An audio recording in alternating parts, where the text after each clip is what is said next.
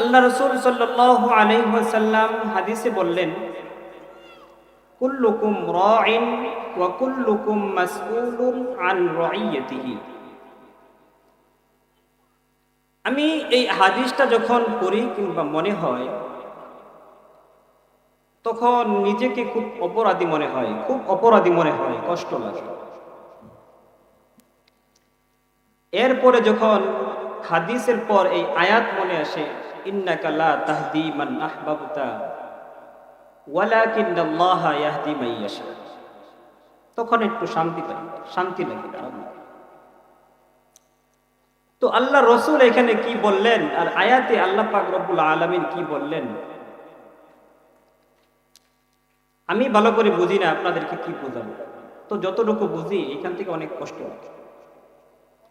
যারা আলেম হয়েছেন, এই হাদিসের মর্ম বুঝেন, আমি মনে করি যারা মর্ম বুঝে হাদিসটা পড়েন তাদের খুব ব্যথা। হাদিসের একটু মর্ম আমি বোঝানোর চেষ্টা করি। আল্লাহ পাক রব্বুল আলামিন আমাদেরকে বোঝার তৌফিক দান করুন, সকলে বলেন আমিন।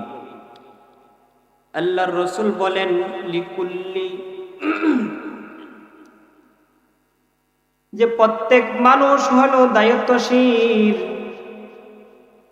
কুল্লুকুম রাইন, প্রতিটি মানুষ দায়িত্বশীল। একটু ভালো করে বোঝার চেষ্টা করবেন।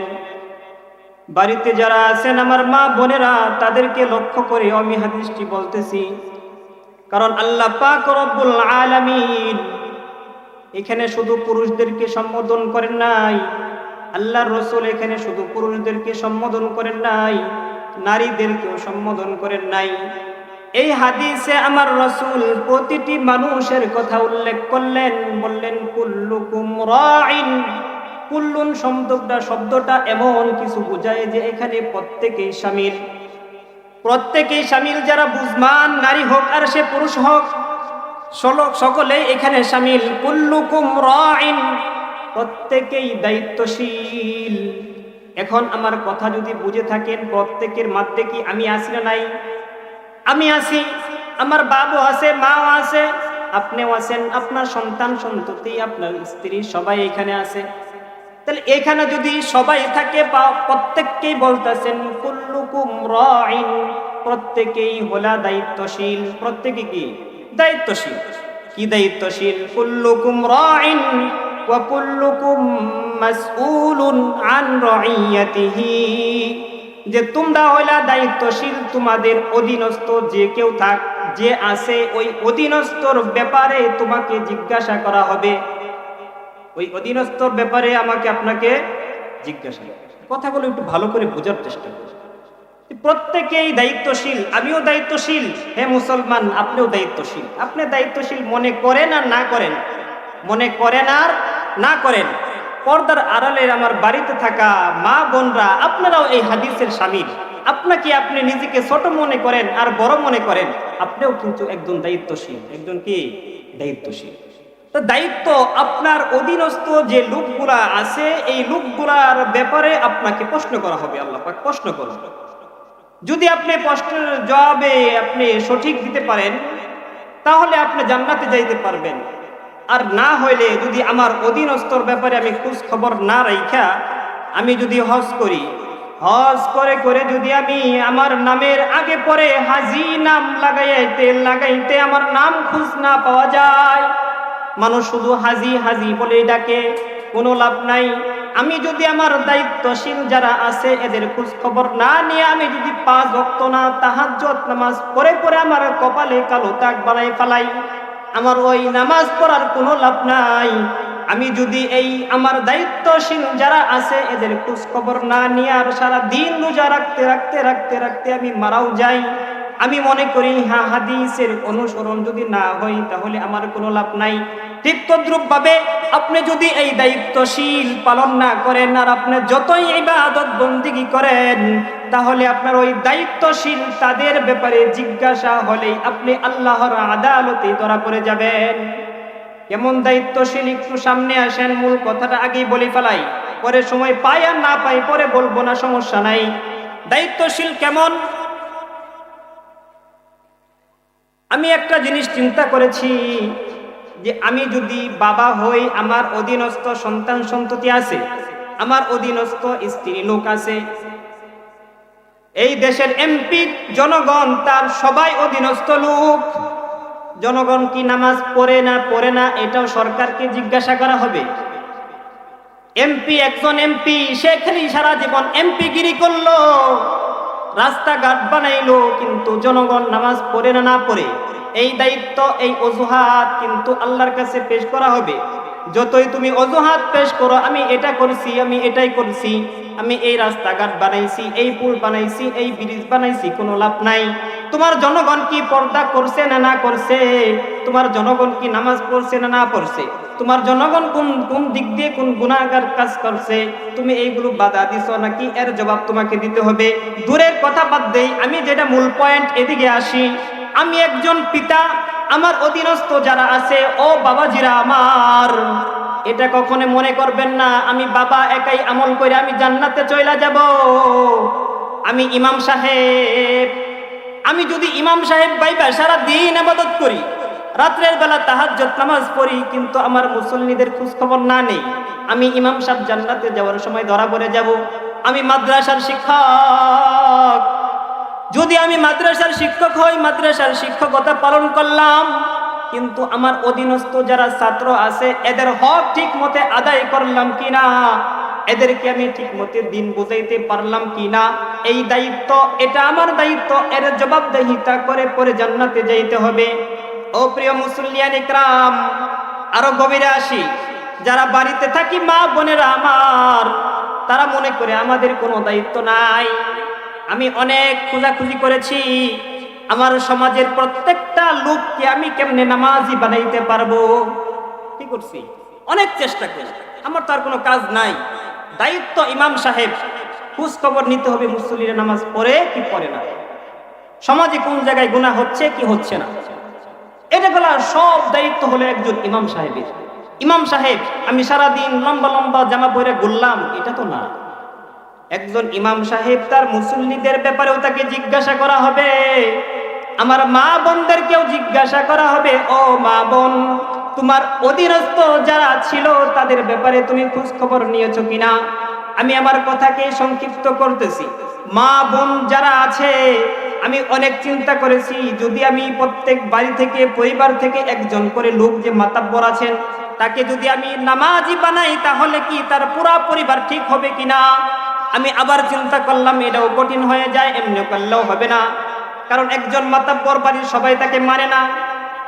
পরে চিন্তা করলাম, যদি আমার কচি কাঁচা শিশু যারা যুবক আছেন, এরা তো একদিন বড় হবেন, আমি যদি এদেরকে দাওয়াত দিয়া এদেরকে দিন এলেম শিখাইয়া তাদেরকে আমি দাওয়াত পৌঁছাইতে পারি, তাহলে কি একটা পরিবার ঠিক করা যাবে কিনা? তাও দেখলাম আরো একটু কঠিন হয়ে যায়। এরপরে আমি চিন্তা করলাম, চিন্তাটা একটু খুব গভীর। আমার মা বোনেরা একটু মনোযোগ দিয়ে শুনবেন। এলাকার প্রতিটি মানুষ আমাকে অত্যন্ত মহাব্বত করে, সে পুরুষ হোক আর নারী হোক, প্রত্যেকেই আমাকে মহাব্বত করে, এটা আমি জানি। এই মহাব্বতের প্রতিদান আমি দিতে পারবো না, কিন্তু এই কথাটা বলবো, ও আমার মা বোন, আমিও আপনাদেরকে মহাব্বত করি, এজন্য এই কথাটা বলতেছি যে মা বোন, দুনিয়াতে যত মানুষ আছে, যদি মা বোন ঠিক হয়ে যায়, আবার কথাটা বলতেছি, দুনিয়াতে যারা আছে যদি মা বোনেরা ঠিক হয়ে যায়, পুরা দুনিয়া ঠিক হয়ে যাবে। আর যদি মা বোনেরা ঠিক না হয়, তাহলে দুনিয়া ঠিক করা একটু সমস্যা। কারণ হলো মা বোনেরাই মাতবর। মা বোনেরাই কি মাতবর। আপনার বিশ্বাস হোক আর না হোক, কোরআন হাদিসের দরকার নাই। আমাদের দেশ যে 15 বছর চালাইছেন কে? এখানে কোনো দলিলের দরকার আছে? কোনো দলিলের দরকার নাই। মা বোনেরা চাইলে সবকিছুই করতে পারে। এটা আমি মা বোনদেরকে খুশি করার জন্য বলতেছি না। সামনে যদি উদাহরণ পাই, আমি কোরআন থেকে উদাহরণ দিয়ে আমি দেখাই দিব ইনশাআল্লাহ। আমি মা বোনদেরকে বলতে চাই, ও আমার মা বোন, তুমি একজন মা, এটাকে তুমি ভাইবো না আমি একজন মা, আমি কিছুই করতে পারি না। আমি একজন মা, আমি তো নবী হতে পারি নাই। আমি একজন মা, আমি তো রসুল হইতে পারলাম না, আমি একজন মা, আমি তো ইমাম হতে পারলাম না, তাহলে দুনিয়াতে আমার মর্যাদা কোথায় রাখা হয়েছে? আমি বলবো, ও মা, তুমি তো নবী হতে পারো নাই, তুমি রাসূল হতে পারো নাই, তুমি তো ইমাম হতে পারো নাই, কিন্তু দুনিয়াতে যত নবী আর রাসূল এসেছে, সকল নবী রাসূল তোমার মাধ্যমে দুনিয়াতে এসেছেন। দুনিয়াতে যত ইমাম এসেছেন, দুনিয়াতে যত ইমাম, ইমামে আজম থেকে শুরু করে ইমাম আবু হানিফা, ইমাম মালিক, শাফিঈ, আহমদ ইবনে হাম্বল, বড় চার ইমাম সহ যত ইমাম আছে, মক্কা শরীফের ইমাম আছে, আমাদের জাতীয় মসজিদ বাইতুল মুকাররমের ইমাম আছে, তারা ইমাম হয়েছে, কিন্তু তারা মা তোমার মাধ্যমেই দুনিয়াতে এসেছেন, না হলে তারা ইমামতি করতে পারতো না।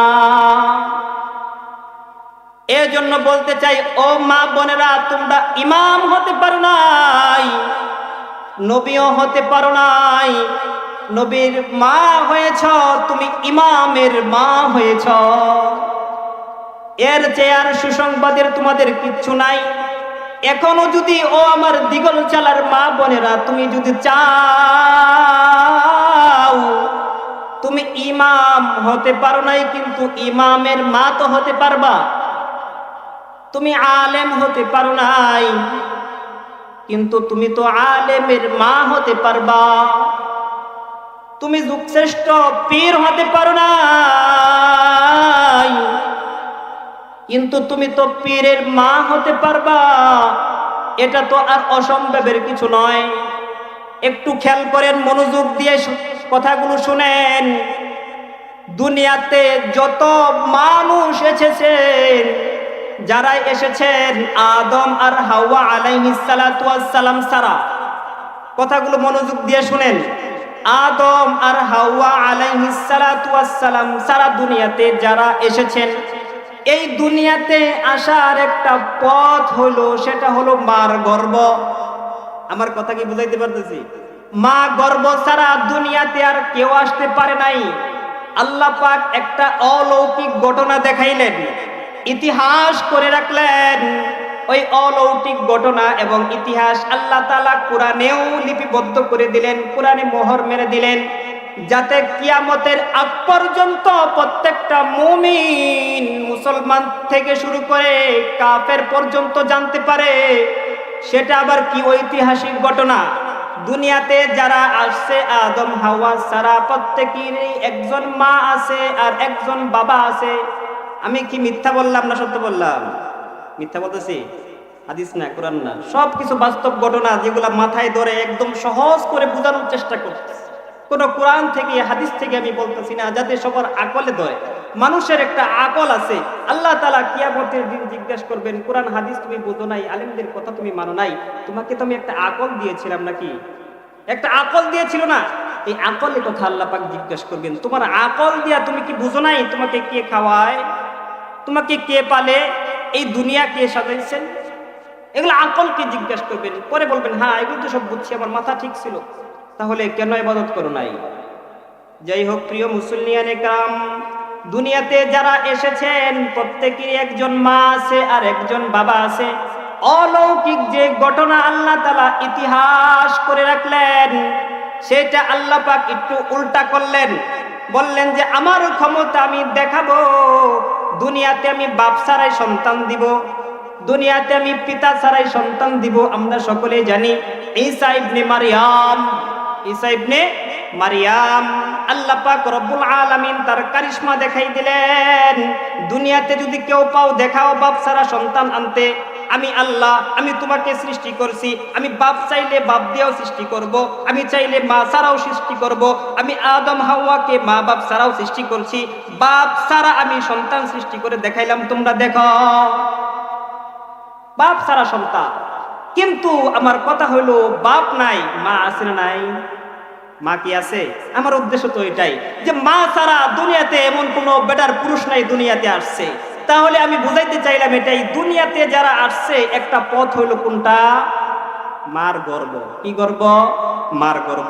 যদি মার গর্ভ হয়ে থাকে, তাহলে বলেন একটা সন্তান যখন হয়, ও আমার মা বোনেরা, আমার পর্দার আড়ালের প্রিয় মা বোনেরা, আমি বুঝাইতে চাচ্ছি এটাই, যদি প্রত্যেকজন সন্তান মার গর্ভ দিয়ে আসে, সে এমপি হোক, সে মন্ত্রী হোক, সে যত বড় ম্যাজিস্ট্রেট হোক, সে যদি মার গর্ভ দিয়ে আসে আর মা যদি ঠিক হয়ে যায়, তাহলে সন্তান কি ঠিক হবে না বেঠিক হবে? একটা উদাহরণ দেই, দূরে যাওয়ার দরকার নাই, কুরআন হাদিসের কোনো প্রয়োজন নাই, আমার আকল দিয়ে আপনার আকল দিয়ে একটু বোঝার চেষ্টা করেন। যখন একটা শিশু সন্তান, সবাই কিন্তু শিশু ছিল দুনিয়াতে যারা আছে, আপনার আমার মা অবশ্যই আপনাকে আমাকে লালন পালন করে বড় করেছেন, আপনাকে আমাকে কথাবার্তা শিখাইছেন, আপনাকে আমাকে হাঁটা চলা শিখাইছেন, আপনাকে আমাকে খাওয়া শিখাইছেন, আপনাকে আমাকে পবিত্রতা হওয়া শিখাইছেন, আপনাকে আমাকে কথা বলতে শুরু করে সব কিছু আপনার মা আপনার বাবা শিখাইছেন। এটা তো আমরা বিশ্বাস করি। যদি বিশ্বাস করে থাকি, ও আমার মা বোনেরা এলাকার, তুমি যদি তোমার সন্তানকে সব কিছু তুমি শিখাইতে পারো, তাহলে তুমি তোমার সন্তানকে তুমি কেন নামাজিওয়ালা বানাইতে পারো নাই? তোমার সন্তানকে তুমি দিন কেন শিখাইতে পারো নাই? তোমার সন্তানকে কুরআন কেন শিখাইতে পারো নাই? আমি তো দেখি, আপনারাও তো দেখেন, একটা সন্তান যখন কথা বলতে শিখে, মার সাথে দাঁড়াইতে পারে, হাঁটতে পারে, চলতে পারে, তখন মা যদি নামাজে দাঁড়ায়, সন্তানটাও পাশে দাঁড়ায়া যায়। সন্তান পাশে দাঁড়ায়, মাও দাঁড়ায় থাকে, মা মুখ লড়ায়, সন্তানও মুখ লড়ায়, কিছু বলতে পারে না, কিছু জানেও না। মা যদি রুকুতে যায়, সন্তানও তো রুকুতে যায়, মাও ঠুট লড়ায়, সন্তানও ঠুট লড়ায়। মা সেজদায় যায়, সন্তানও সেজদায় যায়, মাও ঠুট লড়ায়, সন্তানও ঠুট লড়ায়। ফেরেশতা বলেন, আল্লাহ, এই ছোট্ট বাচ্চা কিছু বলে না, শুধু মুখ লড়ায় আর মুখ লড়ায়, তো এর অবস্থা কি? একে আমরা কি নেকি লিখবো? কয় মা কি বলে? কয় মা তো বলে সুবহানা রাব্বিয়াল আ'লা, সুবহানা রাব্বিয়াল আ'লা। আল্লাহ বলেন, তাহলে এই সওয়াবটাই সন্তান লিখে দাও। ফেরেশতা বলেন, আল্লাহ, সন্তান তো লিখবো, সন্তান তো নাবালেগ, তার তো কোনো লেখার খাতাই নাই, সে গুনাহ করলেও লেখা হয় না, সে নেকির কাজ করলেও লেখা হয় না। আল্লাহ বলেন, সন্তানরা কার সাথে নামাজ পড়ে, কার দেখা দেখি পড়ে, মার দেখা দেখি পড়ে, মা তাকে লালন পালন করেছে, মা তাকে সব করেছে, মা তাকে 10 মাস গর্ভে রেখেছে, মা তার সব কিছু করে, শীতের সময় প্রস্রাব করে দেয়, মা পরিষ্কার করে, তাহলে এই সওয়াবটুকু নেওয়ার কে বেশি হকদার? আল্লাহ বলে, তাহলে তাকে মার আমলনামায় এই সওয়াবটুকু তুমি লিখে দাও। আমি বলি, সহজ করে বুঝাইতে পারতেছি কিনা? মা যদি নামাজ পড়ে, সন্তান নামাজে দাঁড়ায়া যায়, মা যদি কোরআন পড়ে, আমি দেখেছি সন্তান পড়তে পারুক আর না পারুক, সেও একটা বই চায়। তাকে যদি একটা বই দেওয়া হয়, পড়তে পারে না, শুধু শুধু পৃষ্ঠা উল্টায়। আমি এটাই বুঝাইতে চাইলাম, ও মা, তুমি যদি নামাজ পড়ো, তোমার সন্তান নামাজ অটোমেটিক হয়ে যাবে। তুমি যদি কোরআন পড়ো, তোমার সন্তান কোরআন পড়নেওয়ালা এমনি এমনি হয়ে যাবে। আমরা আব্দুল কাদের জিলানীর ঘটনা জানি, যদিও কথাটা একটু রেওয়ায়েতে দুর্বল, কিন্তু আব্দুল কাদের জিলানী বড় পীর। তার মা কিন্তু সাংঘাতিক মানুষ ছিলেন না। তার মার পেটে আব্দুল কাদের থেকে থেকে মা কোরআন পড়তো। মায়ের গর্ভে থেকে আব্দুল কাদের কোরআন শুনে শুনে আব্দুল কাদের কোরআন পড়া শিখে গেছেন। তাহলে আমি আজকের মা, আমি যদি নামাজ পড়ি, আমার সন্তান নামাজ পড়বে না পড়বে না? আমি যদি কোরআন পড়ি, তাহলে আমার সন্তান কোরআন পড়বে না পড়বে না? আমি যদি পর্দা করি, আমার সন্তান পর্দা করবে না করবে না? আমি যদি ইবাদত করি, জিকির করি, আমার সন্তান জিকির করবে না করবে না? তাহলে যদি মা দুনিয়ার সব কিছু হয়, মা যদি দুনিয়াতে তাকে সব কিছু শেখায়, তাহলে মা যদি নামাজ পড়ে, সেও তো নামাজ পড়া শিখবে। মা যদি কোরআন পড়ে, এক কথায় সেও কোরআন পড়া শিখে যাবে। মা যদি পর্দা করে, সে তো পর্দা করা শিখে যাবে। আমি এখানেই বলতে চাই, বাবার চাই মার হকদার বেশি। আমি চিন্তা করলাম প্রতিটি মাকে যদি আমি ঠিক করতে পারি, প্রতিটি মায়ের কানে যদি আমি দাওয়াতটা পৌঁছাইতে পারি, তাহলে হয়তো আমি সফল হয়ে যাব। কারণ প্রতিটি সন্তান মাকে ছাড়া বড় হইতে পারে না, মাকে ছাড়া সে কথা বলতে পারে না। একটা সন্তান যদি বাংলাদেশি সন্তান জন্মগ্রহণ করেন, তাকে যদি সৌদি আরব পাঠাইয়া দেন, সৌদি আরব একজন মহিলার কাছে থাকে, তাহলে সে কি বাংলা ভাষায় কথা বলবে না আরবি ভাষায় কথা বলবে? ঠিক তদ্রূপ সৌদি আরবের একটা সন্তান যদি বাংলাদেশে নিয়ে এসে পড়েন, আপনার মার স্ত্রীর কাছে যদি রাখেন, তাহলে সে কি আরবি ভাষায় কথা বলা শিখবে না বাংলা ভাষায় কথা বলা শিখবে? আমি যে ভাষায় কথা বলি এটা তো আমার মাতৃভাষা, আপনি যে ভাষায় কথা বলেন এটাও তো আপনার মাতৃভাষা। আপনি শিখছেন কই থেকে শিখছি? আমরা মার কাছ থেকে শিখছি। মার কাছ থেকে এত বড় সম্পদ যদি একটা ভাষা শিখতে পারি, তাহলে আমার মা কেন শিখাইতে পারে না একটু দিনী ইবাদত? আমি মাদেরকে দোষ ধরতেছি না, মাদেরকে আমি বকাও দিচ্ছি না, শুধু এতটুকু বুঝাইতে যাচ্ছি, ও আমার মা বোনেরা, আপনারা যদি ঠিক হয়ে যান, আমার মনে হয় পুরাটা সমাজ এমনি এমনি ঠিক হয়ে যাবে। কথা ঠিক বললাম না? আমি ঠিক বললাম? তাহলে আমার মা বোনদের কাছে আমি এটাই আবদার রাখবো, ও আমার মা বোন, আপনি যা করছেন না করছেন, আপনার সন্তানকে যদি আপনি পাশে রাইখা আপনি হেফাজত কইরা দিনী শিক্ষায় একটু শিক্ষিত করতে পারেন, তাহলে আপনার সন্তান হবে সুশিক্ষায় শিক্ষিত আদর্শ সন্তান।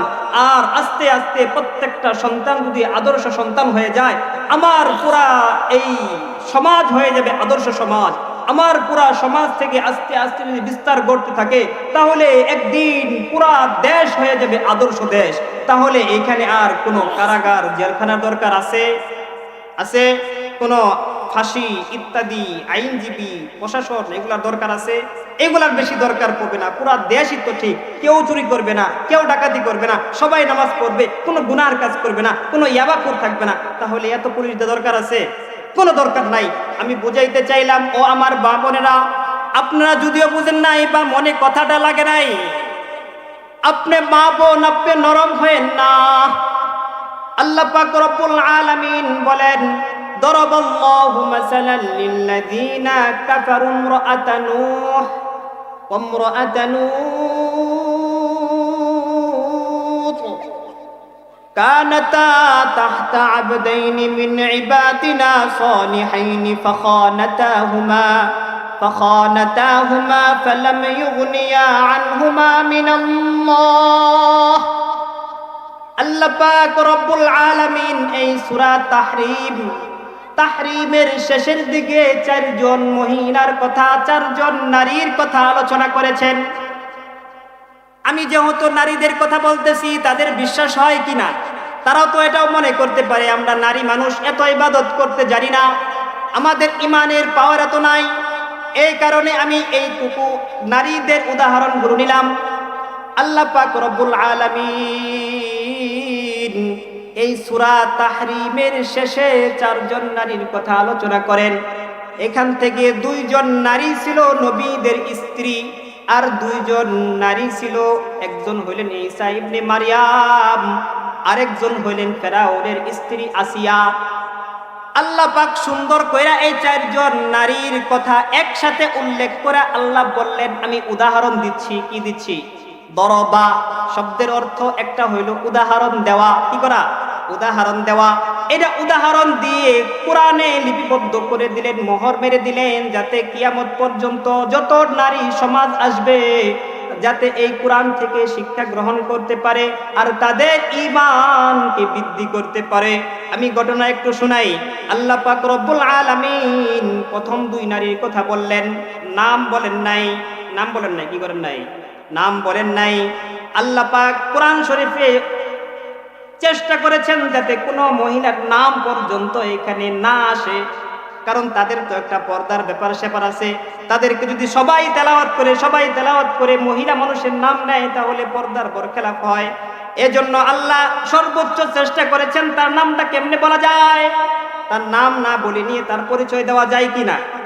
ঠিক তদ্রূপ তিন মহিলা বলছেন, ফেরাউনের স্ত্রী, লূত আলাইহিস সালামের স্ত্রী, নূহ আলাইহিস সালামের স্ত্রী, এখন সবার স্ত্রী কথা দিয়ে স্বামী দিয়ে পরিচয় দিলেন, কিন্তু মারিয়াম আলাইহিস সালামের তো স্বামী নাই।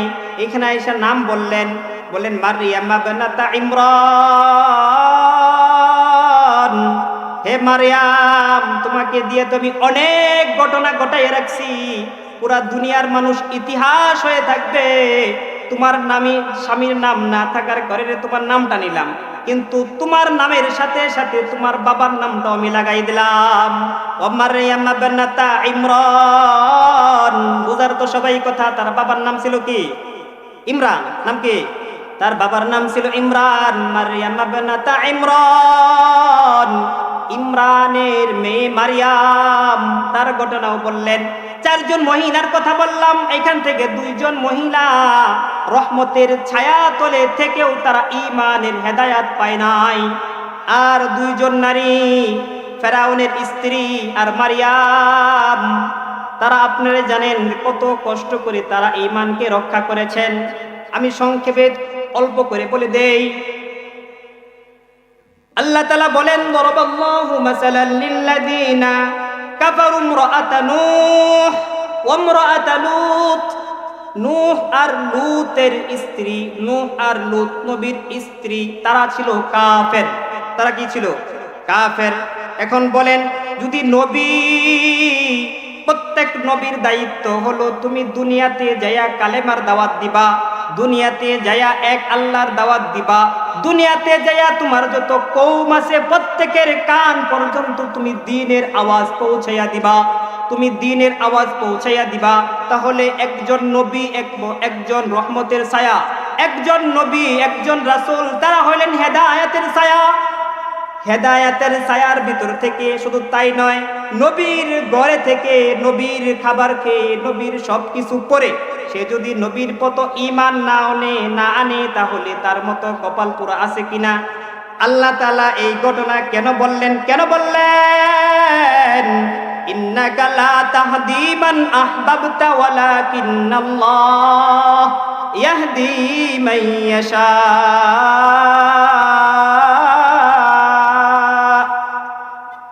হে নবী, আমার নবীকে বলেন, হে নবী, আপনি তো দাওয়াত দিতে দিতে যখন মানুষ কালেমা না পড়ে আপনি অস্থির হয়ে যান, ব্যথায় আপনার বুক ফেটে যায়, অস্থির হওয়ার কিছু নাই। নবী, আপনাকে পাঠাইছি শুধু আমি দাওয়াত দেওয়ার জন্য, কাউকে হেদায়াত দেওয়ার জন্য নয়। আপনি শুধু দাওয়াত দিবেন, কেউ হেদায়াত পাক আর না পাক এটা আপনার দেখার বিষয় না। আপনার কাজ শুধু দাওয়াত দেওয়া। সে ঈমান আনলেও আপনার কোনো কিছু করার নাই, আপনার ঈমান না আনলেও কিছু করার নাই। আমি মসজিদের ইমাম, আমার কাজ হলো শুধু আপনাদের কান পর্যন্ত আমার কথাগুলো, দ্বীনি কথাগুলো পৌঁছে দেওয়া। আপনি মানলেও আমার কোনো আসে যায় না, আপনি যদি না মানেন এরপরও আমার কোনো আসে যায় না। আল্লাহ তাআলা বললেন, দরাবাল্লাহু মাসালাল লিল্লাযিনা কাফারু ইমরাআতা নূহ ওয়া ইমরাআতা লূত।